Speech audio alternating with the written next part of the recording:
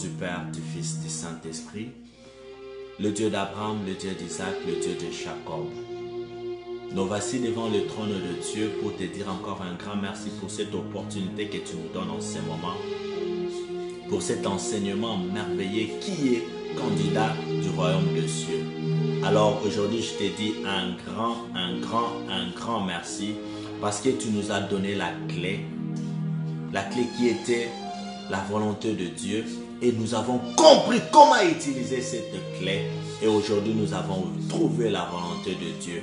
Laisse que ce message entre dans le cœur de tout un chacun et transforme la vie de quelqu'un et de tous ceux qui vont entendre ce message. Même ceux qui auront pu écouter ce message après, même après des années, ce message entre dans leur vie, qui transforme leur vie. Au nom précieux de Jésus-Christ. Ainsi nous disons Amen. Amen. Shalom peuple de Dieu, que le Dieu d'Abraham, le Dieu d'Isaac, le Dieu de Jacob vous bénisse de partout où vous êtes au nom précieux de Jésus-Christ. Alléluia. Amen. Dieu est merveilleux. Nous lui disons encore un grand merci de nous permettre encore de se voir ce soir pour parler de sa part, qu'il soit élevé encore plus haut au nom de Jésus-Christ. Amen. Bien-aimés, nous sommes dans notre passage de base qui est dans Matthieu chapitre 7, le verset 21, qui nous dit « Tous ceux qui m'appellent Seigneur, Seigneur n'hériteront pas et tous le royaume des cieux. » Et le thème de notre message est « Qui est candidat du royaume des cieux ?» Alléluia. Amen. Alors Jésus-Christ nous dit ceci « Tous ceux qui m'appellent Seigneur, Seigneur n'hériteront pas le royaume des cieux. » Alors la question était de savoir maintenant qui héritera le royaume des cieux. Jésus nous dit, c'est lui qui fait la volonté de mon Père. Donc l'élément clé on avait trouvé dans ce message était que c'est quoi maintenant la volonté de Dieu. Alors nous étions en train de chercher, nous sommes allés dans Romains 12, le premier verset, le deuxième verset, là où on nous a expliqué comment est-ce que nous pouvons savoir ou soit connaître la volonté de Dieu. J'aimerais que vous reteniez ces verbes. Le verbe est connaître. Parce que je vais encore expliquer un autre verbe qui sera peut-être semblable. J'ai bien dit, pour trouver la volonté de Dieu, pour faire la volonté. Parce que Dieu a dit, tous ceux qui m'appellent Seigneur, Seigneur n'hériteront pas le royaume de cieux, seulement celui qui fait. On n'a pas dit c'est lui qui connaît. Mais on a dit c'est lui qui fait. Mais avant de faire, il faut aussi connaître. Je dis, c'est lui qui fait ma volonté. Le marque était la volonté. On est allé chercher. On nous a dit maintenant, pour connaître la volonté de Dieu. Pour connaître la volonté de Dieu, nous devons être quoi? Transformés par le renouvellement de l'intelligence. Et de ne pas nous conformer au monde. Là, c'est pour connaître. Alors, je connais maintenant. C'est-à-dire, pour trouver la volonté de Dieu, je dois être transformé par le renouvellement de l'intelligence. Je suis déjà transformé par quoi? Le renouvellement de l'intelligence. Maintenant, aujourd'hui, je veux connaître la volonté de Dieu. Alléluia. Amen. Que Dieu vous bénisse là où vous êtes. Je sais qu'aujourd'hui, Dieu va te visiter et il va te faire du bien au nom de Jésus-Christ. Alors nous sommes là, la volonté de Dieu. Nous cherchons simplement maintenant comment faire la volonté de Dieu. Nous voulons savoir c'est quoi la volonté de Dieu. On nous a dit pour connaître cette volonté, nous devons être renouvelés. Nous sommes renouvelés. Maintenant nous cherchons la volonté de Dieu. Le mot volonté, aujourd'hui, je commence mon message d'aujourd'hui. Volonté, c'est là où on s'était arrêté le jeudi passé. Volonté. Dieu m'a aidé d'être renouvelé par l'intelligence. Alors je commence à analyser c'est quoi ce mot volonté. Je prie le mot volonté. Je prie ce mot volonté. Je pars dans l'origine du mot. Je suis en train de maintenant de chercher, je suis éligible pour connaître maintenant la volonté de Dieu. Alors je prends ce mot volonté, je le mets sur la table. Dieu me dit, va à l'origine en grec. En grec, tu trouveras la signification de ces mots. Et on va te détailler la signification de ces mots. Ok, je suis déjà renouvelé. Je pars vite en grec. J'ouvre la signification de ces mots. Volonté signifie téléma. Téléma.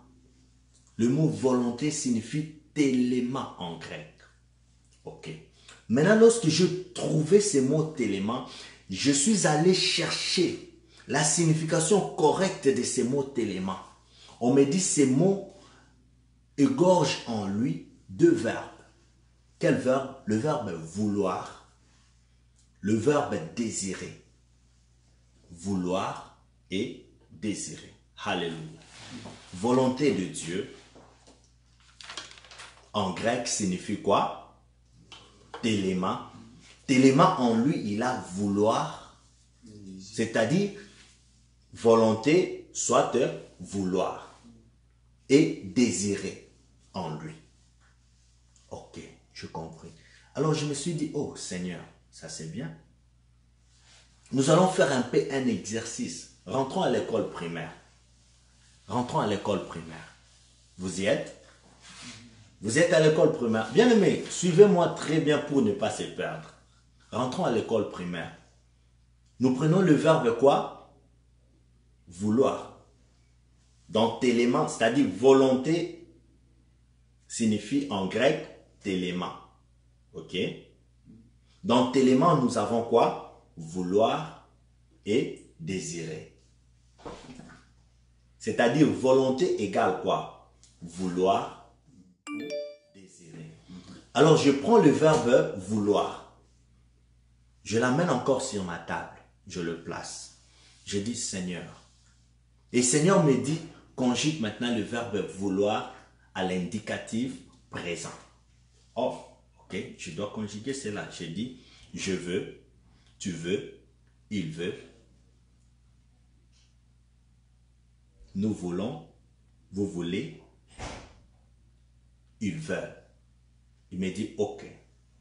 Je rentre maintenant dans Matthieu chapitre 7, le verset 21 me dit ceci. Tous ceux qui m'appellent Seigneur, Seigneur, n'hériteront pas tous le royaume de Dieu. Seulement ceux qui font la volonté de mon Père. C'est-à-dire volonté égale quoi? Vouloir. Or, on a dit que ceux qui hériteront, ce sont les personnes qui font la volonté de Dieu. N'est-ce pas? C'est-à-dire si je prends Dieu, je le remplace par les pronoms personnels. Je vais utiliser quel pronom? Il. C'est-à-dire ceux qui hériteront le royaume de Dieu, c'est ceux qui font la volonté de Dieu, n'est-ce pas? C'est-à-dire pour hériter le royaume de Dieu, tu dois faire ce que Dieu veut. Vouloir. Il veut. Alléluia. Vous me comprenez? Ce que Dieu veut de toi. C'est ça la volonté de Dieu. Je ne sais pas si vous y êtes ou pas. Je dis ceci. Pour faire la volonté de Dieu, la volonté égale vouloir. Oh, vouloir, j'essaie un peu de conjuguer. Ce que Dieu veut. Il veut. Dieu veut quoi? Quand je parle de ce que Dieu veut, c'est-à-dire ce que Dieu, la volonté de Dieu pour moi et toi. Alléluia. Amen. Je trouvais ce que Dieu veut. C'est-à-dire, ce que Dieu veut pour moi, c'est ça, la volonté de Dieu pour moi. Alléluia. Alors, lorsque Dieu m'a donné ces verbes, je compris que, oh oui, la volonté de Dieu, c'est ce que Dieu veut de moi. Alléluia. L'éclaircissement est là. Je dis ce que Dieu veut de moi. Alléluia. Je pars directement. Dieu m'amène dans 1 Thessaloniciens, chapitre 4, le verset 3. 1 Thessaloniciens, chapitre 4, le verset 3. Je vais lire la version d'abord Louis II. Louis II nous dit ceci. Ce que Dieu veut je rentre. Quand je dis ce que Dieu veut, c'est-à-dire la volonté de Dieu pour toi. Alléluia. Ce que Dieu veut. La parole de Dieu nous dit ceci. Ce que Dieu veut, c'est votre sanctification. C'est que vous vous abstenez de l'impudicité. Alléluia. Amen. Tous ceux qui m'appellent Seigneur, Seigneur n'hériteront pas le royaume de Dieu. Seulement ceux qui font la volonté de Dieu. Seulement ceux qui font ce que Dieu veut pour eux. Alors, la Bible me dit maintenant dans 1 Thessaloniciens chapitre 4, le verset 3 que ce que Dieu veut pour moi et toi, c'est notre sanctification. Alléluia. Amen. Alors, j'ai compris que pour hériter le royaume de Dieu, il faut être un homme sanctifié. C'est-à-dire, la volonté de Dieu égale pour nous quoi? La sanctification. Alléluia. Amen. La clé est là. Bien-aimé, est-ce que tu as compris? Acclame très très fort pour Jésus-Christ de Nazareth.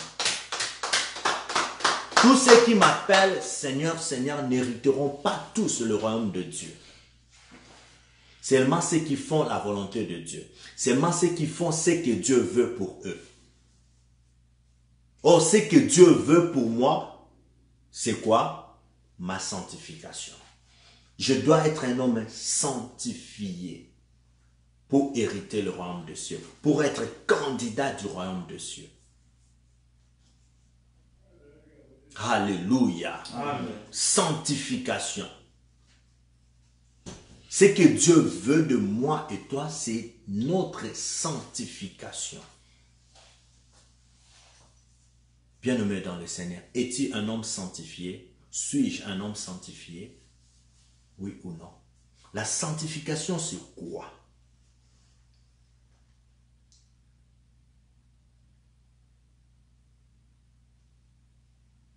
La sanctification en grec, premièrement, ce mot signifie agiasismo, premièrement. Et deuxième signification de la sanctification, dans ces mots, il regorge beaucoup de mots. Le premier mot qu'il regorge, ou bien la phrase qui regorge, lorsqu'on parle de la sanctification, c'est quelqu'un qui est mis à part. C'est quelqu'un qui est consacré. C'est quelqu'un qui a la consécration de Dieu. C'est quelqu'un qui est saint. C'est quelqu'un qui est pur. C'est quelqu'un qui vit dans la sainteté. Alléluia. C'est-à-dire tout ce que Dieu veut de nous, c'est la sanctification. Parce que si tu n'es pas un homme sanctifié, tu n'entreras jamais dans le royaume de Dieu. C'est-à-dire la volonté de Dieu pour moi et toi, il veut que tu sois un homme sanctifié, une femme sanctifiée pour hériter le royaume de Dieu. Alléluia. Que le Seigneur Dieu vous bénisse. Nous allons lire Hébreux chapitre 12, le verset 14. Hébreux 12, 14. Tous ceux qui m'appellent Seigneur, Seigneur, et tous cela n'hériteront pas le royaume de Dieu. Mais qui héritera Seigneur Jésus-Christ? C'est la personne qui fait la volonté de mon Père. C'est-à-dire la personne qui fait ce que Dieu veut pour lui. Alors on a demandé la question, Seigneur, qu'est-ce que Dieu veut pour nous? Dieu a dit, c'est que je veux pour vous, que vous soyez des hommes et des femmes sanctifiés. Alléluia. Amen. Alors nous allons lire Hébreux 12, le verset 14. Hébreux 12, 14 nous dit ceci. Nous lisons au nom du Père, du Fils, du Saint-Esprit. Écoute. Recherchez la paix avec tous et la sanctification, sans laquelle personne ne verra le Seigneur. Alléluia. Regarde, la clé c'est la sanctification. C'est que Dieu veut de nous, la volonté de Dieu pour nous égale la sanctification. Or, on nous dit que de rechercher la paix avec tous, oui. On nous dit encore, et la sanctification. Sans la sanctification, personne ne verra le Seigneur. Ne verra jamais Dieu si tu n'es pas un homme, une femme sanctifiée. Waouh! Éternel, aide-nous à être des hommes et des femmes sanctifiés. Parlant de cela, beaucoup auront peur. Il s'est dit, oh mon Dieu, la sanctification. Je dis la sanctification, c'est mettre à part, être à part. À part, c'est-à-dire loin de péché. Vivre une vie sainte. Vivre la sainteté dans la profondeur, la sainteté. Être un homme, une femme purifiée. La purification en toi. Être un homme ou une femme consacrée à Dieu. Dévouée à lui. C'est ça la vie de la sanctification. Oh Seigneur, c'est un peu difficile pour ton peuple. Regarde comment nous tous nous sommes un peu troublés. Mais ne sois pas troublé. Je t'amène pour comprendre. Je t'amène dans la compréhension. C'est pas facile de vivre, c'est pas difficile de vivre la sanctification. Je vais te prouver que ce n'est pas difficile. Alléluia. Sois calme. Apaise-toi. Le Seigneur est là pour toi. Écoute, quand Dieu te dit quelque chose, il prévoit déjà la solution. Il a déjà prévu la solution pour toi. Il a dit, pour hériter le royaume de Dieu, je dois faire la volonté de Dieu. Mais cette volonté-là égale pour nous, la volonté de Dieu égale pour nous quoi? La sanctification. Maintenant, la question qui est là, ah Seigneur, cette vie est très difficile, comment je vais vivre cela?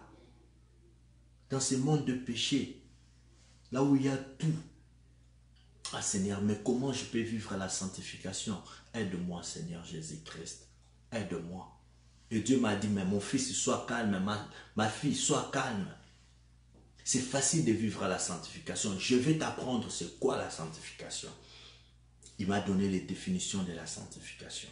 Et je lui ai dit, mais Seigneur, c'est difficile. Dans ce monde actuel, comment est-ce que je peux être un homme sanctifié? Il m'a dit, ok, vas-y, pose-toi les différentes questions.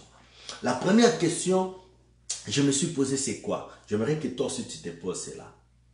La première question est de savoir maintenant, qui sanctifie? Parce qu'on m'a dit de vivre quoi? La sanctification. Et je me suis posé la question, qui sanctifie? J'aimerais que tu écrives cette question à côté. Et la deuxième question, je me suis posé, il sanctifie quoi? La première question, qui sanctifie? La deuxième question, c'est la personne là qui sanctifie. Il sanctifie quoi?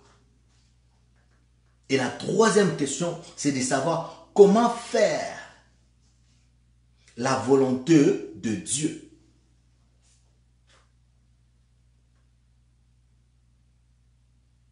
En d'autres termes, comment vivre la sanctification. Quatrième question pour finir. Quels sont les avantages d'être sanctifié? Ou quels sont les avantages de faire la volonté de Dieu? Alléluia.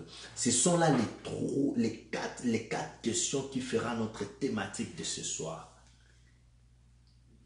Pour hériter le royaume de Dieu, je dois faire la volonté de Dieu. La volonté de Dieu égale la sanctification. C'est-à-dire la volonté de Dieu, c'est ce que Dieu veut de nous. Or, ce que Dieu veut de nous, c'est notre vie de sanctification. On nous dit que sans la sanctification, je ne verrai jamais Dieu. Oh Seigneur. Alors la question, je me suis posé différentes questions de savoir qui sanctifie maintenant. Et il sanctifie quoi? Et comment faire pour vivre maintenant cette vie de la sanctification? Et quels sont les avantages si je vis cette vie de la sanctification? Quels sont les avantages? Que le Seigneur Dieu vous bénisse là où vous êtes. Dieu est merveilleux. Dieu est merveilleux. Il est tout pour nous. Nous allons à la première question. Qui sanctifie? N'aie pas peur. Il y a quelqu'un qui a fait cela pour toi. Il avait déjà travaillé pour toi, afin que toi tu sois libre. Prends Hébreux 10. Hébreux 10. Le chapitre 10, le verset 10. Hébreux 10, 10. Hébreux 10, 10. Vous y êtes? Je lis au nom du Père, du Fils, du Saint-Esprit. Hébreux 10, 10 nous dit ceci. C'est en vertu de cette volonté que nous sommes sanctifiés par l'offrande du corps de Christ, une fois pour toutes. Alléluia. C'est-à-dire, la sanctification, c'est qui? C'est Christ. Parce que celui qui sanctifie, c'est Jésus-Christ. Vous avez bien compris? Très bien. Alléluia. Je vous ai posé la question de savoir qui sanctifie. Celui qui sanctifie, c'est Christ. Parce que lui qui est la sanctification. Prenez encore Jean 17, 17. Allez-y dans Jean 17, 17 pour comprendre qui sanctifie. Jean 17, 17. Jean 17, 17 nous dit ceci. Sanctifiez-les par la vérité. Ta parole est la vérité. Alléluia. Sanctifiez-les par la vérité. Ta parole est la vérité. Or, la vérité, c'est qui? Jésus-Christ. Je suis le chemin, la vie et la vérité. Sanctifiez-les par la vérité. Ta parole est la vérité. Or, la parole, c'est qui? C'est Jésus-Christ. Au commencement était la parole était avec Dieu. Et cette parole s'est fait chair. C'était qui? Christ. Alléluia. Amen. Qui sanctifie? C'est Jésus-Christ qui sanctifie. Qui te sanctifiera? C'est Jésus-Christ qui te sanctifiera. Cherche la sanctification en Jésus. C'est-à-dire, je vais reformuler ce passage de Hébreux 12, 14. Recherchez la paix avec tous. Cherchez aussi Jésus-Christ. Sans Jésus-Christ, personne ne verra Dieu. Alléluia. Amen. Vous avez compris? Reformulez un peu ces passages. Prenez ces passages. Vous devez comprendre, bien aimé dans le Seigneur. Ne dites pas simplement des amens sans comprendre. Comprenez bien. La parole de Dieu nous dit ceci dans Hébreux 12, 14 que je vais relire ça. Je vais relire pour que vous compreniez encore. Il dit, recherchez la paix avec tous et la sanctification sans laquelle personne ne verra Dieu. Or, la sanctification égale qui? Christ. Qui sanctifie, c'est Christ. C'est-à-dire, si je reformule cette phrase, je dirais ceci. Recherchez la paix avec tous et cherchez Jésus-Christ. Sans Jésus-Christ, personne ne verra Dieu. Il est le chemin, la vie et la vérité. Alléluia. Bien-aimé dans le Seigneur, deviens un homme sanctifié. Que ta vie soit sanctifiée ce soir. Que tu vives une vie paisible dans le Seigneur. Que le Seigneur Dieu te sanctifie, qu'il nous sanctifie, que nous devenons semblables à lui. Que nous soyons comme Dieu. Nous soyons des représentants de Dieu sur cette terre.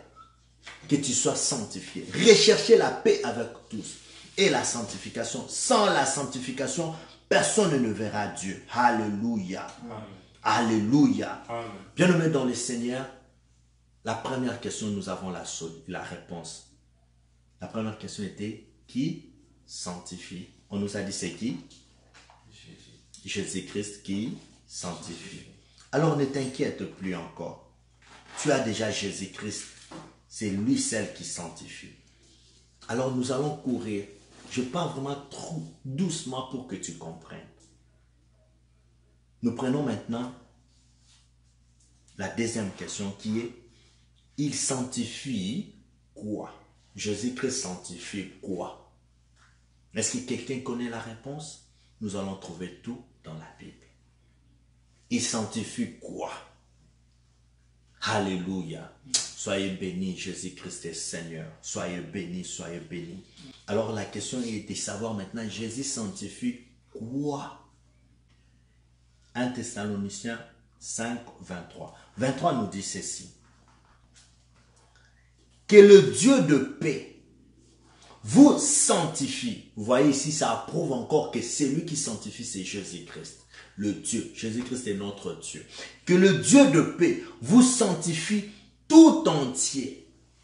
Il sanctifie quoi? Il nous sanctifie tout entier. C'est quoi en réalité?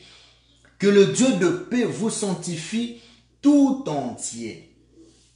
Et que tout votre être, l'esprit, l'âme et le corps soient conservés irréprochables lors de l'avènement de notre Seigneur Jésus-Christ. Alléluia. Amen.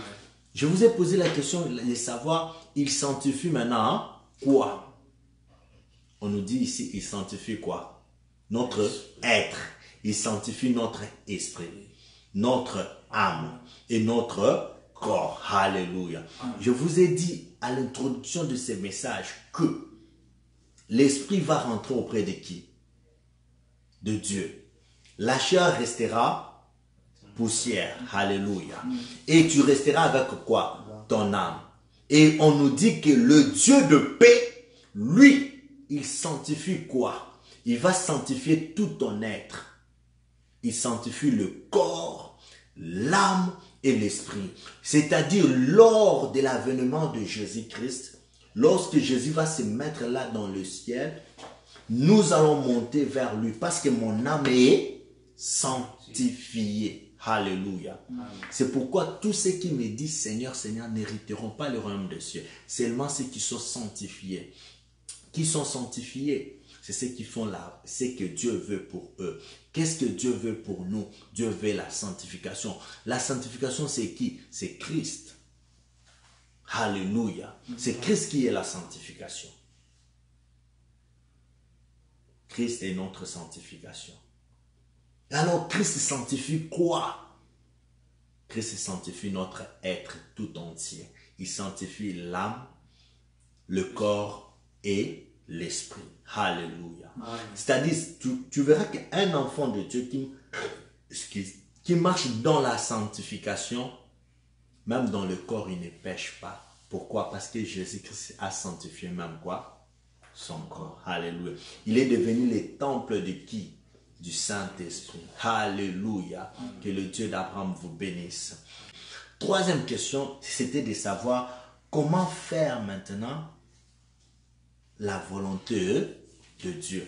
Parce qu'on nous avait dit dans Romains 12 nous a dit ceci. Soyez renouvelés et transformés par le renouvellement de l'intelligence afin de discerner. C'est-à-dire, là, ça nous a permis à connaître la volonté de Dieu. Nous avons connu la volonté de Dieu, c'est la sanctification. Maintenant, ici, on nous dit que, la Bible nous dit, tous ceux qui m'appellent Seigneur, Seigneur, n'hériteront pas et tous le royaume des cieux. Seulement ceux qui font la volonté de Dieu, c'est-à-dire ceux qui font la volonté de Dieu. Si tu ne fais pas, tu ne mérites pas. Maintenant, la question est de savoir, oui, je connais la volonté de Dieu. C'est quoi? C'est, il veut que nous soyons des hommes sanctifiés. Qui sanctifie, c'est Jésus-Christ. Il sanctifie quoi? Il sanctifie mon âme, mon esprit et mon corps. Ok. Maintenant, comment je dois faire cette volonté de Dieu, ou soit comment je dois vivre cette sanctification? C'est ça la question que tu devais te poser. Alors comment? Nous allons prendre une personne qui est un modèle pour moi et toi. Et cette personne dans la chair, lorsqu'il était dans la chair, il a vécu ce que moi et toi nous sommes en train de vivre. Mais il a été sanctifié. Et après la sanctification, qu'il a réussi cette sanctification, qu'est-ce qui lui a été imputé dans son actif? C'est ce qui sera aussi imputé sur toi aujourd'hui, au nom de Jésus-Christ de Nazareth. Nous continuons. Je suis à la troisième question qui dit, comment faire la volonté de Dieu? C'est-à-dire, comment vivre la sanctification? Comment vivre cette vie de la sanctification? Je rentre encore à Hébreux 10, commençons par le verset 7.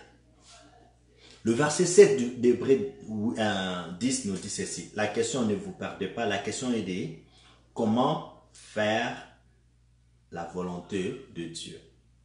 Ou soit comment faire vivre cette vie de la sanctification. Hébreux 10, le verset 7, on descend jusqu'à 9, nous dit ceci. Nous lisons au nom de Jésus-Christ. Alors je dis, là c'est Jésus qui parle. Alors je dis, voici, je viens dans le rouleau du livre, il est question de moi. Pour faire, ô Dieu, ta volonté. La question est de savoir comment faire la volonté de Dieu. C'est-à-dire comment vivre la sanctification. Alléluia. On prend Jésus-Christ qui parle. Il dit, ô Père, pour faire ta volonté. 8. Après avoir dit d'abord, tu n'as voulu et tu n'as agréé ni sacrifice ni offrande, ni holocauste, ni sacrifice pour le péché. 9. Là on va s'arrêter. 9, écoutez très bien. Il dit ceci. C'est qu'on offre selon la foi et selon la loi. Il dit ensuite, voici, je viens pour faire ta volonté. Je viens, c'est Jésus qui est en train de parler. Il dit, voici, je viens pour faire ta volonté. C'est-à-dire, pour faire cette volonté, Jésus a fait quoi? Il a supprimé ainsi la première chose pour établir la seconde. Alléluia. Relis très bien le verset 9 pour mieux comprendre. Il dit, voici, je viens faire ta volonté. Et quelle est la volonté qu'il avait fait? On nous dit, il a supprimé ainsi la première chose pour établir la seconde. Il y a l'abolition et quoi? Et l'établissement. Alléluia. C'est-à-dire, pour vivre la vie de la sanctification, tu dois suivre les étapes que Jésus a suivies. Jésus a premièrement aboli, il a supprimé et deuxièmement, il a établi. Alors, qu'est-ce que Jésus a supprimé? Jésus a supprimé le vieil homme. Cette prière, c'est lorsqu'il a reçu le baptême. En sortant dans l'eau, il dit, je viens faire ta volonté. Et ma volonté, la volonté de Dieu pour Jésus était quoi? De supprimer la chair pour vivre selon Jésus-Christ. C'est pourquoi Jésus ici nous dit, la première des choses pour vivre la sanctification, bien-aimés dans le Seigneur, vous devez supprimer les choses en vous. Supprimer le désir de la chair. Supprimer le vieil homme. Abolir et établir. Alléluia. Tu dois abolir les anciens comportements. Vivre la sanctification, être un homme dévoué, une femme dévouée, tu dois premièrement faire quoi? Abolir le premier chose et avoir la nature nouvelle. C'est pourquoi la Bible appelle cela vieil homme. C'est-à-dire tu dois laisser les caractères de vieil homme. Autant on a zalaka. Tant on a zalaka, on doit quitter en toi pour prendre maintenant la nature de Dieu. Alléluia. Est-ce que vous comprenez très bien? Pour faire la volonté de Dieu, vous devez premièrement abolir les choses anciennes et établir les choses nouvelles. Avoir le bon comportement, le nouveau comportement venant du ciel. Alléluia. C'est ça la vie de la sanctification. Jésus-Christ a dit, je viens faire ta volonté. Alors cette volonté, il a fait comment? Il a aboli, il a supprimé les anciennes choses et il a établi les nouvelles choses. C'est pourquoi vous verrez dans la Bible partout on te dit, le vieil homme a été crucifié avec Christ. Le vieil homme, c'est-à-dire les anciennes habitudes, les anciennes choses, les choses bizarres, toutes ces choses ont été crucifiées avec Jésus-Christ. Et lorsque j'ai été crucifié avec Jésus-Christ, avec mes anciennes habitudes, Directement, je suis ressuscité et je suis une nouvelle créature. C'est ce que Jésus a fait. C'est-à-dire qu'il a supprimé les anciennes choses, le vieil homme, et il a été renouvelé à une nouvelle créature. Alléluia. Deux étapes. C'est simple. Pour faire la volonté de Dieu, tu dois supprimer quoi? Le vieil homme et prendre la nouvelle créature. C'est ce que Jésus a fait. Que le Seigneur Dieu vous bénisse. Je continue. Je finis le 3e verset. Mais il doit y avoir quand même des avantages, bien-aimés dans le Seigneur. Comment est-ce que je peux vivre cette vie difficile? Difficile comme ça, une vie vraiment où je dois me dévouer, je dois abandonner toutes choses. Tout ce qui me plaît, je dois les abandonner. Comment est-ce que je peux vivre cette vie pareille sans pour autant avoir quoi? Le bénéfice venant de la part de Dieu. Ce bénéfice doit être important pour moi et toi. Alléluia. Amen. Alors tu dois, mais je crois, avant même que je cite déjà le premier bénéfice, chacun de vous peut avoir déjà le bénéfice. Alors notre téléphone nous fait défaut, je ne sais même pas voir certains de vos commentaires, mais je crois que vous avez compris quelque chose. Le premier bénéfice de vivre la sanctification, c'est quoi? C'est que tu vas hériter quoi? Tu vas hériter quoi? Le royaume des cieux. Alléluia. Est-ce qu'il y a quelqu'un qui veut hériter le royaume des cieux?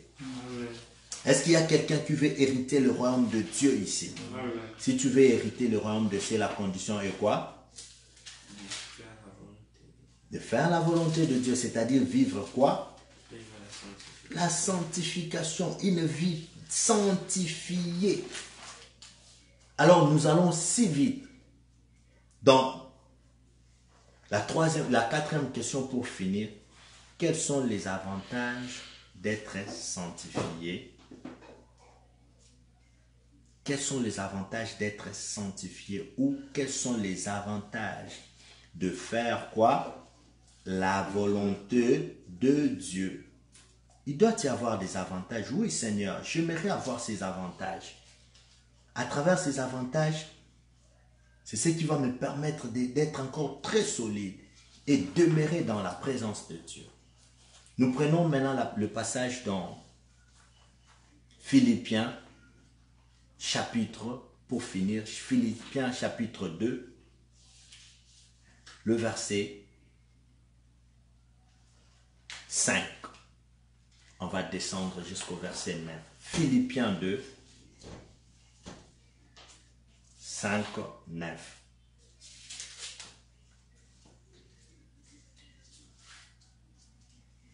Philippiens 2, 5, 9. Nous lisons au nom du Père, du Fils, du Saint-Esprit. Philippiens 2, 5, 9. Je prends les avantages. Je vous ai dit, le premier avantage est quoi? Si tu fais la volonté de Dieu, tu es un homme sanctifié. Si tu es sanctifié, c'est-à-dire tu vas faire quoi? Tu hériteras le royaume des cieux, n'est-ce pas? Le premier avantage est que si tu fais la volonté de Dieu, si tu es un homme sanctifié, tu as le royaume des cieux. Et le deuxième, c'est quoi? Écoute, nous allons lire ensemble avec vous pour mieux comprendre. Je commence. Philippiens chapitre 2, le verset 5 jusqu'à 9. Nous lisons au nom de Jésus-Christ. Ayez en vous les sentiments qui étaient en Jésus-Christ. Existant en forme de Dieu, il n'a point regardé son égalité avec Dieu comme une proie à arracher, mais il s'est dépouillé lui-même en prenant la forme des serviteurs, devenant semblable aux hommes. Il a paru comme un vrai homme. 8, suivez très bien. Il s'est humilié lui-même, s'est rendu obéissant jusqu'à la mort. Écoute, lorsque Jésus s'est rendu obéissant jusqu'à la mort, c'est-à-dire quoi? Jésus s'est laissé faire quoi? La volonté de Dieu, n'est-ce pas? Parce que l'obéissance, c'est faire la volonté de la personne qui t'a envoyé. Il s'est rendu obéissant jusqu'à la mort. Et la Bible précise encore disant, même jusqu'à la mort de la croix. Alléluia. Maintenant, qu'est-ce qui lui a été imputé après avoir été obéissant, après avoir fait la volonté de Dieu? L'imputation que Dieu lui a donnée dans son actif, c'était quoi? Lisons avec moi le verset 9 maintenant pour finir. C'est pourquoi là, c'est simplement pour dire que après avoir obéi, après avoir fait la volonté de Dieu, c'est pourquoi Dieu l'a souverainement élevé et lui a donné le nom qui est au-dessus de tous les noms. Alléluia. C'est pourquoi Dieu l'a souverainement élevé. Pourquoi Dieu l'a souverainement élevé? C'est parce qu'il a fait quoi? La volonté de Dieu. Il s'est humilié jusqu'à se laisser faire la volonté de Dieu. Bien-aimé, si tu fais la volonté de Dieu, laisse-moi te dire ce soir, Dieu va t'élever. Parce que tu es un homme sanctifié, Dieu t'élève. Alléluia. Et ce n'est pas fini. On nous dit encore que lorsque Dieu l'a souverainement élevé, deuxièmement, Dieu a fait quoi? Il lui a donné le nom au-dessus de tous les noms. Pourquoi? Afin qu'au nom de Jésus-Christ, tous genoux fléchissent dans le ciel, sur la terre et sous la terre, et que toute langue confesse que Jésus-Christ est Seigneur, à la gloire de Dieu le Père. Alléluia. Bien-aimé dans le Seigneur, l'imputation que Dieu va imputer en toi, si tu es un homme qui fait sa volonté, or sa volonté pour nous c'est la sanctification. Si tu marches dans la sanctification, premièrement, Dieu te donne le royaume des cieux. Et sur cette terre maintenant, Dieu fait quoi? Dieu va t'élever. Et il va prendre ton nom, il va élever ton nom au milieu de tous. Tout le monde connaîtront que tu es un enfant de Dieu. Tu seras élevé. On nous dit encore que tout genou fléchit devant le nom de Dieu. Et toute langue confesse qu'il est Dieu. Écoute, tout ce qui Jésus-Christ a reçu de la part de Dieu nous appartient aussi. Est-ce qu'il y a quelqu'un qui me croit? Est-ce qu'il y a quelqu'un... Je vais te prouver avec les Écritures. Je te prouve tout avec les Écritures. Va dans Colossiens. Va vite dans Colossiens.